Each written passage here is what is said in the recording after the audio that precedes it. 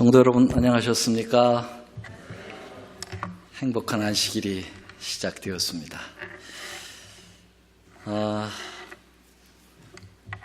제가 오랜만에 동복을 좀 입었습니다. 우리 플로리다에 와서 과연 동복을 입을 수 있을까 했더니 동복 입는 계절도 오긴 오는 것 같아요. 저희 어머님이 이게 사주신 건데 이걸 자주 입고 싶어도 이제서야 입게 되었습니다. 저희 집사람이 요새만 같았으면 계속 좋겠다고, 계속 요 계절이 그냥 픽스 됐으면 좋겠다 그렇게 얘기를 하는데 그 지나친 바람이죠.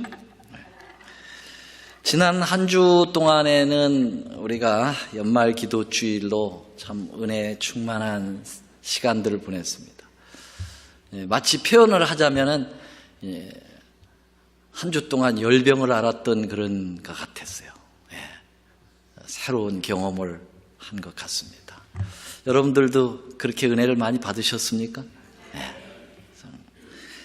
모두 함께 했던, 그리고 성령 하나님께서 함께 하셨던 그러한 시간들이었다고 생각합니다.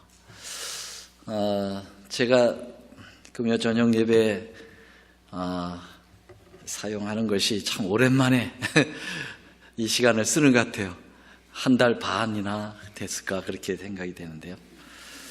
아마 여러분들이 주제를 다 잊어버리셨을지도 모르겠어요. 금요 저녁에는 제가 새 천사의 기별과 믿음으로 맘잡는 의의 이 부분을 계속 다루고 있습니다. 어느덧 첫째 천사 기별을 이제 거의 마무리하고 있는데요. 이제까지 공부한 것을 간단하게 요약을 하고 오늘 드릴 말씀을 연결하도록 하겠습니다. 먼저 우리 요한계시록 14장 7절 첫째 천사의 기별 함께 큰 소리로 말씀을 읽고 시작하겠습니다. 그가 큰 음성으로 가로되 하나님을 두려워하여 그에게 영광을 돌리라. 이는 그의 심판하실 시간이 이르렀으니 하늘과 땅과 바다와 물들의 근원을 만드신 이를 경배하라 하더라. 이 첫째 천사 기별의 한 복판에 심판하실 시간이 이르렀다 하는 심판의 그 기별이 나와 있는데요. 이 심판은 무슨 심판이라고 그랬습니까? 조사 심판이라고 말씀드렸습니다. 각 시대의 대쟁투에 보면은 바로 2300주야까지니 그때 성소가 정결함을 입으리라고 한 다니엘 8장 14절의 예언과 그 다음에 우리가 지금 본문을 읽었던 첫째 천사의 기별이 나오죠. 하나님을 두려워하며 그에게 영광을 돌리라. 이는 그의 심판할 시간이 이르렀음이라고 한 이 첫째 천사의 기별은 조사 심판을 가리키는 것이다. 그렇게 언급을 하고 있죠. 이 조사 심판은 굉장히 중요하죠. 우리 제7안식 예수 재림교회의 큰 기둥과 같은 기별입니다.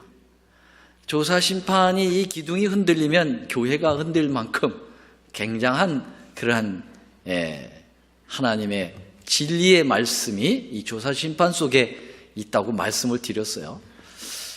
그래서 이 조사 심판에 대한 도전이 만만치 않게 교회 안팎으로 다가온다고 말씀드렸습니다. 교회 밖에서도 이 조사 심판 문제를 가지고 하나님의 이 진리 교회를 이단으로 정죄하고 괴롭히는 그런 많은 무리들이 일어나고 교회 안에도 이렇게 많은 학자들 또 지도자들이 이 조사 심판 문제를 가지고 문제를 제기하면서 교회를 도전하고 심지어는 이제 교회를 떠나가는 그런 일들이 있었다고 얘기했습니다. 근데 이 조사 심판에 도전하는 사람들이 대부분이 이 성소를 보면은 이 성소를 구원의 학교다 이렇게 제가 이제 한번 별명을 붙여봤어요. 여기가 이제 구원을 배우는 학교예요. 그러면 학교는 뭐가 있어야 됩니까? 학생들이 뭘 해야 되죠? 뭘 해야 됩니까? 학교에 입학을 하고, 입학을 한 다음에는 공부를 해야 돼요.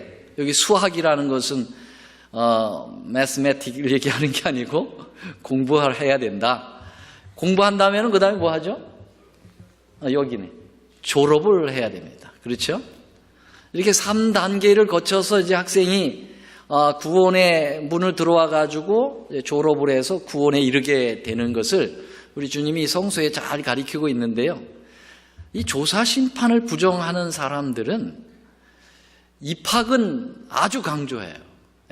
이 번제단, 물두멍, 이 성막들의 이 과정에 대해서는 아주 강조를 해요. 그런데 입학만 시켜놓고 공부도 안 하고 졸업도 안 시키는 거예요. 그분들의 주장은 그래요. 이 번제단이 십자가라고 그랬잖아요. 십자가에서 모든 것을 다 그분들은 이야기를 하고 있어요. 그래서 마치 구원의 학교에 입학만 해놓고 공부도 하나도 안 시키고 그리고 졸업도 안 시키면서 구원에 이른다고 가리키는 거와 같다. 이렇게 좀 비유로 들어서 말씀 좀 드릴 수 있겠습니다. 그 다음에 이번에는 이제 절기를 가지고 생각을 해보면요. 절기는 하나의 농사절기잖아요. 그래서 우리 하나님께서 이 유대의 7절기를 가지고 예수님이 이 땅에서 오셔서 구원의 농사를 짓는 것을 잘 이렇게 표상해서 말씀하신 거거든요. 그래서 지금 여기 나오는 것처럼 유월절은 십자가를, 무교절은 무덤에 계신 예수님, 요제절은 십자가에 달리신 지 3일 만에 부활하시는 모습, 오순절은 성령 강림, 그리고 길고 지루한 여름은 중세 암흑기, 그리고 이제 가을절기에서 나팔절은 재림운동, 그리고 대속절은 조사심판, 그리고 초막절은 이제 하늘에 가서 셀레브레이션, 대축제를 벌이는, 그게 아주 기가 막히게 하나님께서 이제 그렇게 순서를 이 농사절기에다가 맞추신 거거든요. 그래서 봄절기 4절기하고 가을절기 3절기인데, 봄절기는 이제 예수님의 초림으로 다 성취를 이루었어요. 예수님께서 봄에 오셔가지고 역사, 구원의 역사에 봄절기에 오셔가지고, 봄절기에는 농부들이 뭐 합니까? 뭐 하죠? 파종하죠. 씨를 뿌리죠. 예수님이 씨를 뿌리셨단 말이에요. 그리고 장마철 다 지나가지만은 이제 추수를 하는 가을 계절이 오는 거죠. 이 가을 계절은 바로 이제 예수님이 재림하심으로써 그 익은 곡식들을 이제 거두어 알곡으로 이제 가져가시는 거잖아요. 아주 기가 막히게 이렇게 잘 설명해 놓으셨는데, 이 조사 심판을 부정하게 되면은 이 농사꾼들이 파종만 하도록, 파종만 한 것에 대하여만 강조하는 거예요. 씨를 뿌리는 것, 그리고 자라고 그 다음에 추수하는 것은 전혀 신경을 쓰지 않는 거예요. 그거에 대해서 언급을 하지 않는 거예요. 그리고선 곡식을 얻으려고 하는 거죠. 참 어불성한 거죠. 말이 안 되는 거죠. 그렇죠? 조사심판 이거 건드리면 상당히 구원의 이 스케줄이 막 엉망진창이 되는 거고, 기형적인 구원이 이루어지는 거예요. 그래서 학교에서 입학만 시켜놓고 졸업을 안 하는 거나, 농사꾼들이 씨를 뿌려놓고 가꾸지도 그리고 추수도 안 하는 그거와 동일한 것이다. 이렇게 우리가 볼 수가 있겠습니다. 이 조사심판을 그래서 이분들이 왜 싫어하는가 이렇게 봤더니, 믿음으로 말미암는 의의 기별과 대치된다. 이 조사심판이. 이 조사라고 하는 단어, 그 다음에 이 저지먼트라고 하는 이 심판이라고 하는 단어가 이 하나님이 우리를 구원하실 때 그 믿음으로 얻어지는 구원을 설명하는데 아주 치명적인 그러한 그 반대되는 개념을 가지고 있다. 이분들은 그렇게 생각을 하는 거예요. 근데 이 조사 심판이라고 하는 이것은 단어가 조금 좀 불만스럽긴 합니다. 이 조사라고 하는 말. 그렇죠? investigative. 조사라고 하는 거 기분이 별로 안 좋아요. 또 심판한다는 것도 별로 기분이 안 좋아요. 이 두 단어가 함께 묶여 있으니까 더 기분이 안 좋지요. 그런데 그래서 이 용어를 좀 이렇게 학자들이 좀 바꾸기를 원합니다. 조사 심판 뭐 뜻을 제대로 그 의미를 알게 되면 써도 괜찮은데 자꾸 오해를 하니까 그래서 조사 심판을 다른 말로 뭐라고 그래요? 재림전 심판이다. 근데 화면이 요것밖에 안 나오죠. 더 크게는 안 나오죠. 저 뒤에서 잘 보입니까? 네. 조금 작아 보여서 말이죠. 그래서 pre-adventist judgment 그렇게 불러요. 그래서 조사 심판이라고도 하고 뭐라고도 합니까? 재림전 심판이라고도 한다. 두 말이 다른 게 아니고 같은 것을 다르게 표현하게 되는 거죠. 시기적으로 보면은 재림전 심판, 시기적인 관점에서 이 심판을 표현할 땐 재림전 심판으로 표현하는 것이고요. 내용적으로 볼 때는 이제 조사 심판이 좀 더 그 의미를 해석하는데 참 좋아서 조사 심판을 하이프인이 이제 사용한 것으로 압니다. 물론 조사 심판이라고 하는 단어는 성경에 나올까요? 안 나올까요? 안 나옵니다. 삼위일체가 성경에 단어가 나옵니까? 안 나옵니까? 단어 안 나옵니다. 그런데 삼위일체를 우리가 믿고 그것을 인정하고 있듯이 조사심판이라고 하는 단어가 성경에 나오지 않지만은 우리는 그 내용이 틀림없기 때문에 그것을 받아들이는 거죠. 자, 그래서 이 조사심판에 대한 이 용어라든지 의미를 오해하고 있는데요. 요거를 제가 이렇게 정리해 봤어요. 제가 보더라도 잘 정리했다고 생각을 해요.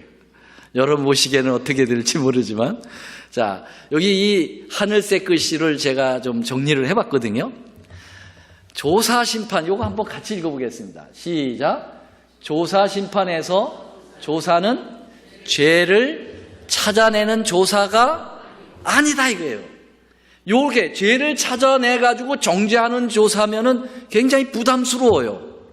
근데 예언의 신에서 말하고 있는 이 조사심판, 또 의미적으로 성경에서 말하고 있는 이 조사심판은, 이 조사라고 하는 것은 죄를 찾아내는 조사가 아니라는 거예요. 그럼 뭘 조사하는 거냐? 지은 죄, 시작. 지은 죄를 예수님의 피로 용서받았느냐 안 받았냐를 요걸 조사하는 겁니다. 예. 그러니까 부담이 돼야 안 돼요? 훨씬 덜어졌죠?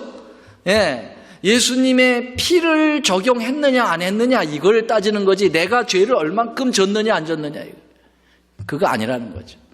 만약에 우리가 지은 죄를 낱낱이 조사한다면 우리는 희망이 하나도 없어요. 그렇죠?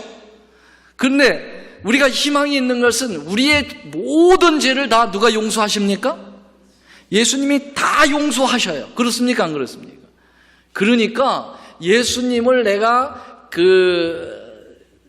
그분을 십자가를 믿고 내 그 죄를 그분에게 맡겼는지 안 맡겼는지 그것은 사실은 어려운 문제는 아니지 않습니까? 그렇죠? 그러니까 큰 문제가 없어요. 자, 심판이라는 개념도 그렇습니다. 조사라고 하는 개념도 그렇고 심판이라고 하는 개념 한번 같이 읽어보죠. 시작. 조사 심판에서 심판은 정죄를 결정하는 심판이 아니고 죄를 예수님의 피로 용서받은 사람의 뭘 결정하는 거예요? 무죄를 결정하는 심판이다. 이해가 되시겠어요? 야, 그러니 이 심판도 훨씬 가벼워졌죠? 네, 정죄를 위한 심판이 아니에요. 무죄를 결정하기 위한 심판이니까 여러분 우리에게 있어서 절대적으로 이 조사 심판은 불리한 게 아니고 유리한 것이다 라고 하는 것입니다. 그래서 우리가 이 조사 심판 안에 믿음으로 말미암는 의가 대치되는 게 아니라 오히려 조사 심판 속에는 믿음으로 말미암는 의의 기별이 가장 진하게 들어있다라고 하는 거 말씀드렸습니다. 자, 그 첫 번째 이유는 왜 조사 심판이 복음이고 믿음으로 말미암는 의냐? 그 첫 번째 그 이유는 하나님의 백성들을 위한 심판이 조사심판이라는 거예요. 악인들의 심판과 의인들의 심판이 분리되어 있다는 거예요, 성경에는요. 그러면 악인들의 심판이 먼저 이겠습니까? 의인들의 심판이 먼저 이겠습니까? 네, 의인들의 심판이 먼저 온다는 겁니다. 그게 이제 베드로전서 4장 17절에 보면 하나님의 집에서 심판을 시작할 때가 되었다. 그러니까 하나님의 이 집에서부터, 하나님의 백성서부터 심판을 시작을 한다, 이렇게 되어 있어요. 그래서 여기 각시대 대쟁투 480에도 보면은 주님께서 이때 조사 심판을 하시고 속죄의 은사를 입은 자격이 있는 모든 사람을 위하여 속죄 사업을 하시게 된다. 빨간 글씨, 마지막 대속죄와 조사 심판 날에는 하나님의 백성이라고 공언하는 사람들의 사건만 다루게 된다 그랬어요. 악인들의 심판은 언제 있다고요? 악인들의 심판은 완전히 구별되어 있다. 그러면 여기 의인의 심판하고 악인의 심판의 이제 시간을 좀 보죠. 조사 심판은 바로 여기 재림 전에 있습니다. 그렇죠? 그러면은 악인들의 심판은 언제 있습니까?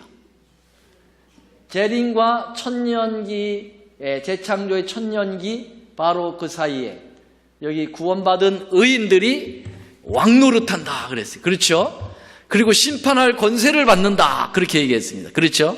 그래서 악인들의 심판은 예수님 재림하고 천년기 동안에 있게 되는 것이고, 의인들의 심판은 예수님 전에 심판이 있게 되는 거죠. 그래서 이 조사 심판은 구원받는 백성들을 위한 심판이기 때문에 이건 복음이에요. 이것은 두려워할 게 아니라는 거죠. 오히려 기다려야 되는 거예요. 마치 시민권을 이제 취득해 놓고 그것을 주는 날을 기다리는 것처럼 말이죠. 하늘 시민권을 내가 획득하고 그것을 우주적으로 공포하는 그 날을 기다리는 것과 같은 것입니다. 굉장히 중요한 것이죠. 자, 두 번째로 조사 심판이 복음 이유가 뭘까요? 심판하시는 분이 누구라고요? 예수님이에요. 여러분, 법정을 보면 어떻습니까? 피고가 있고 검사가 있고 그 다음에 변호사가 있다고 그랬죠. 재판장이 있겠죠, 물론. 근데 피고는 이제 우리 죄인들이고, 그 다음에 검사는 율법이고, 참소하는 자, 고소를 건 자는 누구예요? 마귀고, 그렇죠? 그 다음에 변호사는 누구라고요? 우리 예수님이시라고 그랬어요. 근데 예수님은 돈 받고 변호해요, 거저해요? 공짜예요, 공짜. 예수님은 돈 한 푼도 안 받고 재판을 해주시는 분이잖아요. 그러니까 예수님 변호사로 여러분들이 선임할 때 두려워할 거 없어요. 예수님 변호 좀 해주세요. 그러면 즉각으로 해주십니다. 아멘? 네. 자, 그래서 예수님이 우리의 변호사인데, 여기 다니엘서에 보면은 예수님이 우리를 위해서 변호하러 오시는 장면이 잘 나타나고 있어요. 이 조사심판의 장면이 이 다니엘 7장에 얼마나 잘 나타나고 있는지 몰라요. 내가 보았는데 왕자가 놓이고 옛적 북도 항상 계신 자가 자정하셨는데, 여러분 누구 같아요? 이분이 성부, 성자, 성령 중에서 성부죠. 아버지 하나님이 보좌에 앉아 계셨습니다. 여러분, 하나님의 그 왕자, 이 보호자는 두 가지의 기능을 가지고 있어요. 하나는 통치의 기능을 가지고 있어요. 우주를 통치하시는 분이죠. 또 하나는 뭡니까? 그 자리가 재판장의 자리입니다. 그래서 심판의 기능을 가지고 있어요. 근데 지금 여기 하나님 아버지는 우주를 통치하는 그런 장면으로 이 다니엘 7장에서 이렇게 묘사한 게 아니라 지금 뭐 하시려고 하는 거예요? 심판하시려고 앉아 계신 거예요. 왜? 어디서 그걸 알 수 있습니까? 여기 하늘색 글씨 심판을 베푸는데 그렇게 나와 있잖아요. 그렇죠? 그래서 지금 이것은 재판을 이제 시도하시는 하늘 법정의 모습이 쫙 글씨로 보여진 거예요. 근데 책들이 펴놓여 있죠. 피고인들은 참석하지 않았어요. 책들로만, 서류로만 재판을 하는 거예요. 그걸 갖다가 법정 용어로 무슨 재판이라고 합니까? 골석 재판이라고 얘기합니다.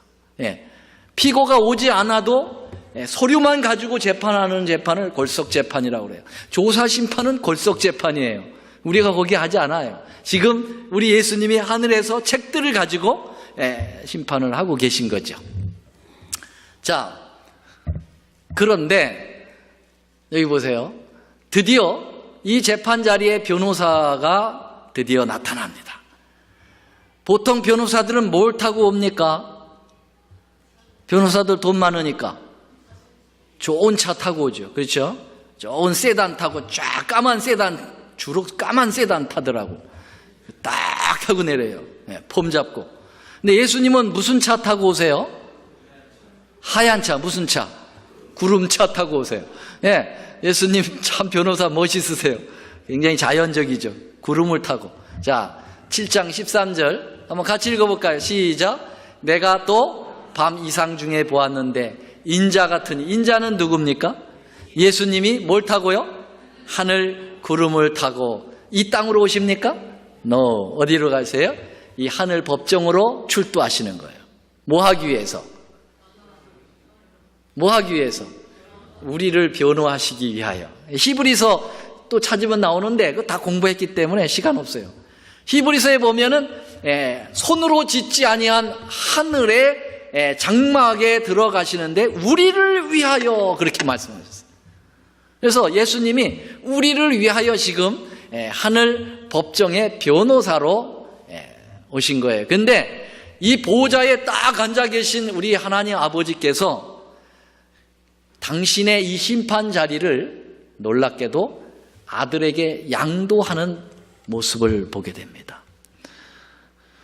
히브리서 제가 여기 찾아놨네요.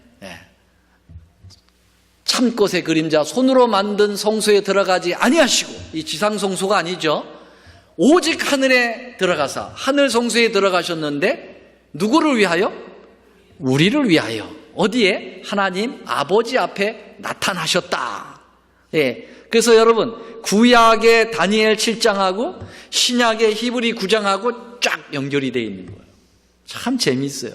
신구약이 막 넘나들면서 서로 짝이 되면서 말씀이 연구되어지면 얼마나 재미있겠어요. 그렇죠? 네. 자, 그러면 이 재판장을 하나님 아버지께서 고집하지 아니하시고 그걸 아들에게 넘겼다는 거죠. 그래서 여기 보세요. 원고 39 1898년에 보면 인간으로서 고난당한 사람들 중에 왕이 누굽니까? 인간으로서 오신 분이 성자이세요. 예수님이 온 세상에 무엇이 되어야 한다는 것이, 재판장이 되어야 한다는 것이 누구의 구상이에요? 아버지 하나님의 구상이라 이 말이죠. 그래서 아버지 하나님께서 아들 당신이 심판을 맡는 것이 옳소이다. 당신이 직접 가셔서 그들을 위하여 인간이 똑같이 인간이 되어서 그들과 함께 같이 살았고 그들의 고통을 아시고 그들의 모든 것을 아는 당신이 심판을 해야 옳지 않소. 십자가의 죽음을 맛보신 그분만이 보상이나 형벌을 선고하도록 되어 있다. 그렇게 얘기했어요. 자, 그래서 예수님이 드디어 심판을 맡게 되시는데요. 이미 예수님께서 초림 때 이 땅에 오셔가지고 그거 이미 예고하셨어요. 뭐라 하냐면 아버지께서 아무도 심판하지 아니하시고 심판을 다 아들의 자기에게 맡길 것에 대하여 말씀하셨어요. 또 인자됨을 인하여 심판하는 권세를 주셨다. 왜냐하면 아들로 인성을 쓰고 오신 그 아들에게 주실 것이라고 하는 것. 로마서 2장 16절에 보면 곧 내 복음의 이름 바와 같이 하나님이 예수 그리스도로 말미암아 사람들의 은밀한 것을 심판한다. 넉넉하죠? 어쩌다 한 군데가 나오는 것이 아니라 여러 군데 예수님이 모든 심판을 맡으실 것에 대해서 언급을 하고 계신 거죠. 자, 조사 심판의 세 번째 복음인 이유가 있습니다. 그거는 예수님의 비유 가운데 마태복음 22장의 비유에서 확인할 수 있다는 것입니다. 마태복음 22장의 비유는 어떤 왕이 그 아들 왕자를 이제 장가 보내는데 혼인 잔치를 이제 벌려놓고 손님들을 초청하는 그러한 비유입니다. 그런데 혼인 잔치를 베풀었는데 종들을 통해 가지고 가서 어떻게 하라고요? 다 초청에 이 좋은 소식을 알려라. 그래서 알렸던 거죠. 근데 처음 초청받은 사람들은 어떻게 했다고요? 거절했어요. 핑계대고 거절했어요. 거절하는 것까지는 좋은데 어떻게 했습니까? 그 종들을까지 잡아 죽이는 그러한 일까지 한 거죠. 왕이 분노했습니다. 그렇죠. 거절하면 거절한 거지. 왜 내가 보낸 종까지 죽이냐 이거예요. 그 말은 뭐예요? 나를 능멸하는 거다 이게. 그래서 이 임금이 군대를 보내서 그 첫 번째 초청한 사람들의 도시를 이제 군대를 보내서 어떻게 합니까? 진멸합니다. 그리고 다시 초청을 다른 사람들에게 보내죠. 거지, 불쌍한 사람들, 불구자들 이런 사람들 다 데려와라. 그래서 이 리셉션장에 가득 채웠는데 오긴 다 왔는데 문제가 있어요. 이 적어도 왕자의 그 결혼식인데 이 행색을 보니까 도저히 왕의 잔치 자리에 들어갈 만한 행색이 아니야. 냄새 나고 옷이 찢어지고 더러워서 도대체 이걸 이 잔치 자리에 들여보낼 수가 없어요. 그래서 왕이 생각도 못해 한 게 뭡니까? 옷을 만든 거예요. 그래서 옷을 만들어 가지고 다 입혀서 들여보내는 거죠. 근데 입혀서 들여보냈는데 이제 마지막 신랑이 이제 와가지고 그 혼인 잔치에 이제 클라이막스를 진행하려고 이제 하는 전에 왕이 마지막 하는 게 있어요. 뭐냐면 예복을 입었나 안 입었나 하는 심사가 있었습니다. 예복 심사. 그런데 한 사람이 그 예복을 입지 않았다. 왕은 그를 끌어내서 어두운 데서 이를 가려고 했어요. 그건 왜냐하면 예복을 너희들이 사서 입고 오라 그러면 못 입을 사람이 많을 거예요. 그렇죠? 거지, 불쌍한 사람들이 무슨 예복을 해 올 수 있겠어요. 그러나 그 예복은 전적으로 그 왕이 베푼 거예요. 왕이 거저주는 거예요. 그런데도 안 입었다는 것은 왕의 호의를 거절하는 거죠. 그건 들어갈 자격이 없어요. 그래서 그를 선택해서 빼냅니다. 자, 그 이제 혼인잔치의 이 비유를 적용해 보면은 이게 딱 조사심판 얘기예요, 이게 딱. 이 아들의 혼인잔치를 베푼 임금은 누구예요? 아버지 하나님. 임금의 아들 신랑은 누구예요? 예수님. 빨리빨리 얘기하세요. 혼인잔치는 뭐예요? 예수님의 재림이요. 심부름 한 종은 누구예요? 선지자들이에요. 첫 번째 초청을 했지만 거절한 자들은 누굽니까? 이스라엘 유대인들이에요. 그렇죠? 그래서 군대를 보냈어요. 군대는 어느 군대일까요? 로마 군대예요. 그래서 AD 70년에 예루살렘이 멸망하는 게 이겁니다. 두 번째 초청 대상은 누굽니까? 거지, 불쌍한 사람들. 여러분과 저입니다. 감사해요? 감사해요. 그런데 왕의 혼인잔치에 들어가기에는 넉넉하지 못해요. 너무너무 비참해요, 우리가. 혈통적으로 유대인으로 태어나지도 않았고, 믿음도 잘 없어요. 그래서 우리 주님의 뭐가 필요합니까? 예복이 필요한 거예요. 예복이 뭐냐? 예수님께서 거저주시는 뭐예요? 하나님의 은혜예요, 은혜. 그렇습니까? 이 옷은 우리가 만드는 게 아니에요. 우리 예수님이 이미 십자가에서 만든 피의 옷입니다. 그걸 입고 들어오면 되는 겁니다. 아멘? 주저할 게 없잖아요. 그런데 마지막 심판이 있어요. 예복 심사가 있어요. 그게 바로 뭐라고요? 이게 조사심판인 거예요. 틀림없죠? 리셉션, 혼인잔치, 재림 전에 예복을 입었나 안 입었나를 심판하는 거지요. 맞습니까? 근데 그거 두려워할 게 없어요. 왜냐하면 왕이 다 준비해놨다고 그랬잖아요. 그러니까 전혀 두려운 심판이 아니에요. 그냥 입으면 되는 거예요. 입으면. 그렇잖아요. 이걸 보면은 예수님의 비유가 얼마나 정확하게 이 마지막 때에 하늘, 그 지성소에서 이루어지는 하늘 대속제일, 하늘 정결사업, 조사심판, 재림전 심판이 얼마나 정확하게 표현되고 있습니까? 맞습니까? 여러분, 예복이라고 하는 것 속에 뭐가 들어있냐면 믿음으로 말미암는 의가 들어있는 거예요. 여러분, 탕자가 집을 나갔다가 아버지께로 돌아올 때 그는 탕진한 돈 다 회복해서 왔습니까? 아니면 거지된 채로 왔습니까? 그냥 거지된 채로 왔어요. 거지된 채로. 정말 몰골이 누가 봐도 너무 창피해. 그런데 아버지는 받아줬어요? 안 받아줬어요? 아버지는 받아줬어요. 아무 소리 안 했어요.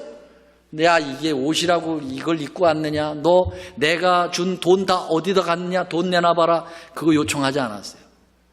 얼른 부하들에게 시켜서, 종들에게 시켜서 제일 좋은 옷을 갖다 입혀라. 그게 바로 뭐예요? 입혀주시는 의, 칭의. 그렇죠? 믿음으로 말미암는 첫 단계, 의롭다고 칭해 주는 거예요. 여러분, 예복 심사 속에 뭐가 들어있냐? 믿음으로 말미암는 의가 들어있다는 거죠. 맞습니까? 조사심판은 믿음으로 말미암는 의예요. 뭐니 해도 말이죠.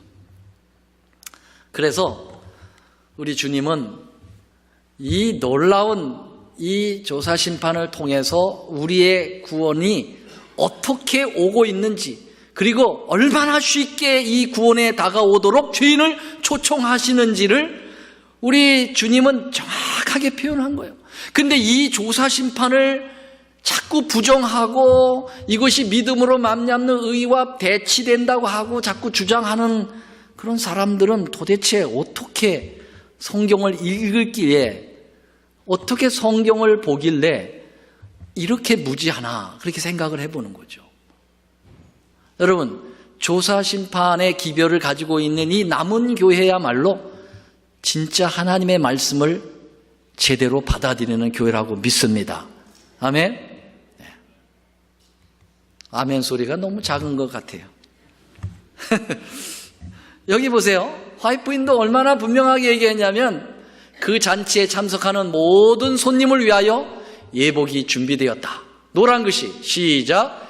이 예복은 임금이 마련하신 선물이었다. 프레젠트, 선물이에요. 여러분, 구원은 선물입니까? 구원은 선물이에요. 구원은 돈 내고 받습니까? 그건 면죄부 팔러 다니는 캐토릭이 한 일이에요. 여러분, 구원은 돈 내고 받는 거 아니에요. 구원은 우리의 어떤 행위로 받아내는 거 아닙니다. 구원은 선물입니다. 선물은 거저받는 거예요. 여러분, 선물을 누가 이렇게 줄 때, 아이고, 이렇게 좋은 선물을 주시다니, 죄송해서 어떻게 해요? 그냥 여기 1불이라도 좀 내겠습니다. 그러면은 그 선물이 1불을 받는 순간 뭐로 바뀝니까? 뇌물로 바뀌나요? 상품으로 바뀌어요. 그거는 그냥 선물이 아니에요. 이거는 1불짜리로 바뀌어버리는 거예요. 그렇지 않습니까? 절대로 여러분 선물은 돈 내고 받으려고 하지 마세요. 그냥 받으시면 됩니다. 근데 선물은 주면은 신체 중에서 무엇으로 받습니까? 어떤 분은 이마로 받습니까? 아니면 어떤 분은 등짝으로 받습니까? 아니면 어떤 분은 발을 내미나요? 여러분, 선물을 받을 때 여러분은 어떤 신체를 이용합니까? 손으로 받습니다. 여러분, 손에는 왜 손으로 받죠? 왜 등짝으로 안 받고? 손에는 무슨 기능이 있어요? 잡는 홀드 기능이 있어요. 놓치지 말아야 돼요. 그래서 꽉 잡아야 돼요. 맞습니까? 여러분, 신체 중에 손은 홀드의 기능이 있는데 우리의 신앙의 정서적인 그러한 입장에서 보면은 홀드의 기능이 있는 정서가 있습니다. 뭘까요? 그게 바로 믿음이라는 거예요. 믿음이라는 것은 우리의 손과 같은 거예요. 그래서 구원을 주님께서 선물로 주면 믿음으로 받는 겁니다. 아멘? 놓치지 않는 거예요. 내 것으로 만드는 거예요. 딱 잡아가지고 내 것으로 만드는 것입니다. 여러분, 주님이 주신 이 예복, 거저 주시는 예복을 뿌리치지 마시고 믿음으로 받아들이시게 되길 바랍니다. 그러면 여러분의 것이 되는 거예요. 그 예복 입고 우리 하늘나라 가야 됩니다. 아멘? 네. 주님은 다른 거 안 봐요. 당신이 베푼 그 예복만 봅니다. 예수님이 다른 거 안 봐요. 너 그렇게 가지고서 너 널 며칠 무슨 죄 졌지? 너 그거 다 잃어버려요. 주님의 기억에는 다 사라져요. 조사심판에서는 그거 안 보고 뭐만 봐요? 내가 준 예복 입었나 안 입었나 그것만 보는 겁니다. 어려워요, 쉬워요? 그래도 구원 못 받는 것은 그건 하나님 책임 아니에요. 그건 다 각자 책임이에요. 그렇지 않습니까? 그렇게 쉽게 해놨는데 말이죠. 그게 바로 조사심판이죠. 자, 이게 이제 지난 시간까지 공부한 내용을 정리한 겁니다. 자, 이제 남은 시간 동안 조사심판을 위한 3가지 준비. 이제 3가지 준비인데 오늘 3가지 하다가는 밤을 새야 돼요. 그래서 1가지만 하고 다음 2가지는 또 다음에 하죠. 오늘만 날입니까? 계속 하면 되지. 그렇지 않습니까? 자, 조사심판을 위한 3가지가 있어요. 그 3가지도 첫째 천사의 기별에 나오고 그 3가지가 다 믿음으로 말미암는 의야. 네. 자, 그러면은 우리 한번 성경을 다시 한번 보겠어요. 첫째 천사의 기별. 시작. 그가 큰 음성으로 가로되 하나님을 두려워. 요게 첫 번째 준비예요. 여러분, 조사심판을, 재림전 심판을 준비하는 데 있어서 제일 먼저는 하나님을 뭐 하는 거예요? 두려워하는 거다. 근데 요게 바로 뭐라고요?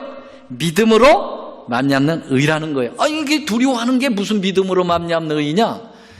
들어보시면 압니다. 조금만 기다리세요. 2번째로는 뭐예요? 그에게 뭘 돌려라? 영광을 돌려라. 요게 하나님의 그 심판을 준비하는 거예요. 그분에게 뭘 돌리라고요? 영광을 돌리는 거예요. 요게 또 믿음으로 말미암는 의예요. 요거는 믿음으로 말미암는 의로 설명 안 해도 딱 감이 잡히죠. 하나님께 영광 돌리는 거. 그렇죠. 그 다음에 3번째로는 뭐예요? 하늘과 땅과 바다와 물들의 근원을 만드시니 3글자로 줄이면 창조주를 뭐하라? 경배하라. 요게 이제 3번째 조사심판을 준비하는 방법입니다. 자, 그러면 오늘은 짧은 시간 동안 하나님을 두려워하라 라고 하는 이 첫 번째 준비하는 요 모습을 우리가 공부하면서 우리가 이 조사심판을 준비하시도록 하겠습니다. 이 하나님을 두려워하라. 이게 어떻게 복음이고 이게 어떻게 조사심판을 준비하는 걸까? 여러분, 하나님 두렵습니까? 하나님 무서우셔요? 하나님 무서우신 분 손 들어보세요. 하나님 무서우신 분. 솔직하게 얘기하세요. 죄 지면 무서워요, 안 무서워? 저 뒤에 박경원 집사님만 손 들었네. 때로 하나님 무서울 때 있으셔요, 없으셔요? 있죠. 천둥 칠 때? 천둥 칠 때 되게 무섭죠? 하나님 두려워요. 근데 하나님 두려워하는 게 그게 조사심판을 준비하는 걸까요? 여러분, 저희 아버지가 굉장히 무서우신 분이거든요. 저희 아버지는 5남일녀 6남매를 이제 키우셨는데요. 정말 우리 아버지처럼 무서우신 분이 있을까? 어려서 저는 우리 아버지는 우리 친아버지가 아니나 보다. 계부나 보다. 그렇게 생각을 할 정도로 무서웠어요. 우리 아버지는 동네 어른들하고 대화 나눌 때 자랑이 하나 있어요. 그 뭐냐면 내가 6남매를 키우면서 한 명도 내 무릎에 안 앉혔다. 이게 그분의 자랑이에요. 그게 뭘 자랑인지 그걸 자랑하세요. 그만큼 나는 자식을 엄하게 키운다 이 말이에요. 예? 아버지답게 키운다 이거지요. 그러니 그 정도의 아버지니 우리는 얼마나 무서웠겠어요. 예. 우리 아버지가 이렇게 떴다 그러면 우리는 벌써 쥐도 새도 모르게 그냥 다 숨는 거예요. 저희 아버지가 오토바이를 타고 이제 군청에 다니셨거든요. 근데 그 옛날에 저희 고향에는 오토바이 우리 아버지 혼자밖에 안 탔어. 다른 사람 오토바이가 없어요.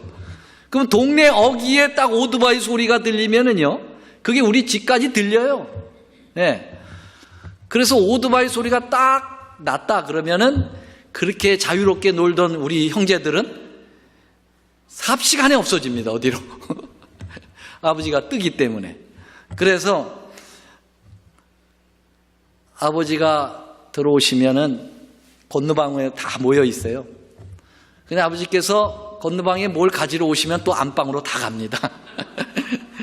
주로 이렇게 아버지와 우리의 관계가 그랬어요.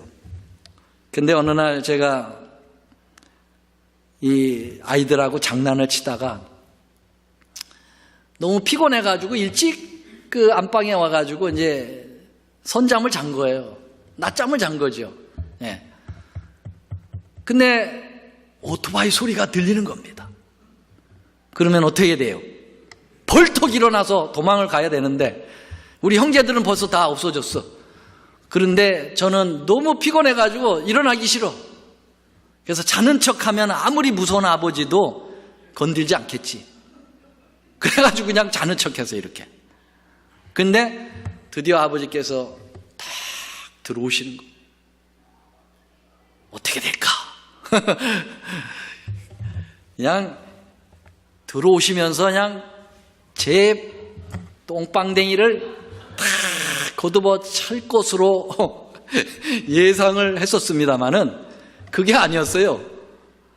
아니 궁댕이를 탁탁 토닥토닥 두드리시면서 제 볼에다가 살짝 키스를 하는 것 같아요. 그러면서 내 새끼 그러는 거예요. 제가 얼마나 놀랬는지 한바탕을 그냥 깰 뻔했어요. 야, 제가 그 어린 심령에 우리 아버지께서 내 친아버지구나. 데려온 자식이 아니구나. 친아버지야, 맞아, 친아버지. 야, 그 잠결에 잠들어 있는 줄 알고 아버지가 사랑을 고백한 거거든요. 그 이후로부터 아버지는 저의 무서운 공포의 대상이 아니라 존경의 대상이 된 겁니다. 여러분, 여기 하나님을 두려워하라고 하는 것은 tremble, 막 떨고 들들들 떨라고 하는 게 아니고요. 이 헬라어로 포베어라는 말이에요. 이 포베어라는 말은 아주 경외하다라는 뜻이에요. 진정한 경외, 이 경외심을 나타내라 그런 뜻이에요. 그러면 여러분, 우리의 아버지를 두려운 하나님으로 생각하지 않고 정말 존경하는 아버지 하나님으로 우리가 받아들이려면 뭘 해야 되냐면 관계가 형성이 돼야 돼요. 관계. 제가 우리 아버지하고 관계를 회복하면서 이제 데려온 자식이 아니라 친자식이라고 하는 확인을 갖게 되면서 제 마음에 아버지와의 진정한 그러한 평화가 화목이 유지되는 것이죠. 그래서 우리는요, 하나님하고의 나와의 관계를 하나님의 친자녀로 여러분 관계 회복을 할 때 우리는 무섭지 않아요. 그분이 존경스러울 뿐이고 그분은 나를 위해서 무엇이든지 해줄 수 있는 분으로 다가오는 것입니다. 아멘. 이게 조사심판을 준비하는 거예요, 여러분. 하나님과의 관계를 회복하는 거예요. 이게 굉장히 중요한 겁니다. 예. 그래서 여기 보면은요, 로마서에서도 얘기하고 있잖아요. 8장 14, 16절 보면은 무릇 하나님의 성령으로 인도를 받는 그들은 우리가 하나님의 아들 된다고 그랬어요. 근데 여러분, 원래는 우리의 아버지가 누구였는데? 요한복음 8장 44절 너희 아비는 누구라고요? 마자? 귀자예요. 네 아버지는 마귀였다. 그런데 우리가 성령을 영접하고 우리가 우리의 죄를 하나님 앞에 내놓으면 성령께서 그 죄를 죽이고 우리를 하나님의 아들로 변화시켜 주시는 겁니다. 맞습니까? 다시는 무소하는 종의 영을 받지 아니하고, 무소하지 않아요. 이제는 트럼블이 아니에요. 존경하는 겁니다. 그런데 여러분, 마귀의 자식에서 하나님의 자식으로 옮겨오기 때문에 그걸 갖다 뭐라 그랬냐면 양자 삼았다 그렇게 얘기합니다. 양자 삼았다. 여기 양자의 영을 받았으므로 그랬어요. 양자라고 하는 말을 영어 성경으로 보면 아답터라고 그랬어요. 아답터. 예. 여러분, 남의 아들을 내 아들로 만드는 것을 양자 삼는다고 그러잖아요. 그렇죠? 근데 하나님께서는 양자 삼아온 우리를 너는 마귀의 자녀였다가 내 아들이 됐기 때문에 한치 건너야. 그래서 나를 부를 때 그냥 아버지 그렇게 불러. 그렇게 하지 않았어요. 뭐라고 부르라고 그랬어요? 아바 아버지라. 요거 개역 개정판에는 뭐라고 돼 있어요? 아바를 아빠 아버지라고 부르라고 나와 있어요. 여러분, 아빠라고 자식이 부르게 될 때 아버님 하고 부르는 거하고 어떻게 됩니까? 어디가 더 가까워요? 여러분, 친자식만이 아빠라고 할 수 있어요. 맞습니까? 맞습니까? 친자식이 아니면은 아빠 못 불러요. 우리 딸아이가 아침에 일어나더니 초등학교 6학년짜리인데 아버님 간밤에 기체 망강하옵시고 그렇게 하면은 제가 아이고 기특하다 이놈 그렇게 하겠어요? 저는 이렇게 할 겁니다. 징그럽다 그렇게 할 거예요. 그냥 아빠라고 불러. 아빠 하면은 둘 사이가 다 가까워지는 거예요. 아멘? 여러분, 우리 하나님하고 우리의 관계가 아버님이 아니야. 아버님이 아니야. 아빠. 여러분, 아빠 다음에는 무엇이든지 통하는 거예요. 서로 간에 통하는 거예요. 아빠. 지금도 아이들이 전화 오면 아빠 그러죠. 아버님 그러는 사람은 우리 사위밖에 없어. 우리 사위는 아버님 그러더라고. 그 친구는 한치 건너야. 친자식이 아니잖아요. 이 설교 들으면 또 섭섭하다고 그러겠는데.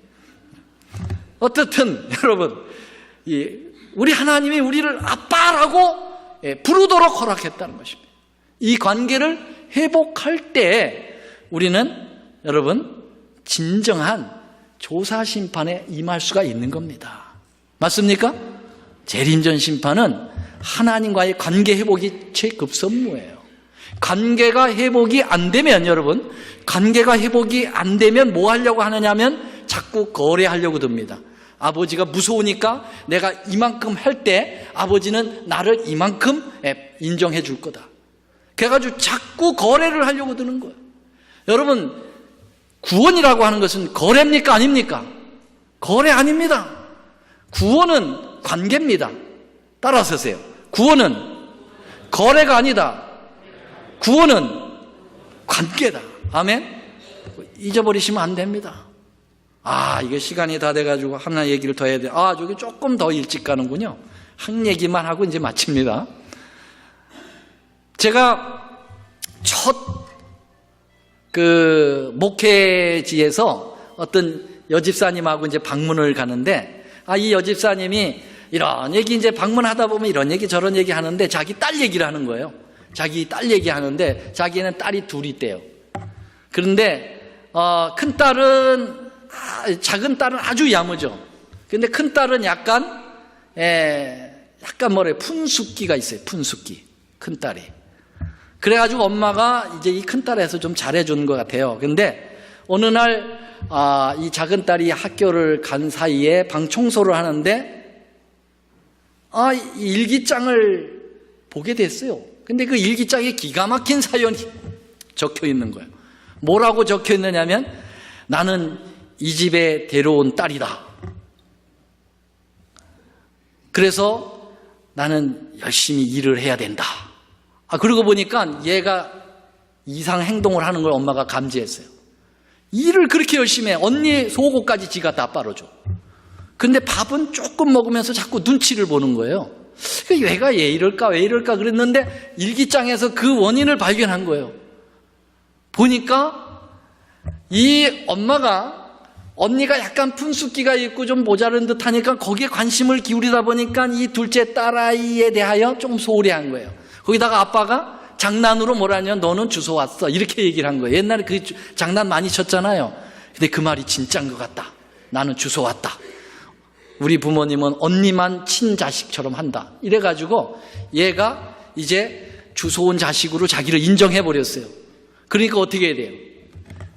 주워온 자식이니까는 밥을 먹으려면 뭘 해야 돼?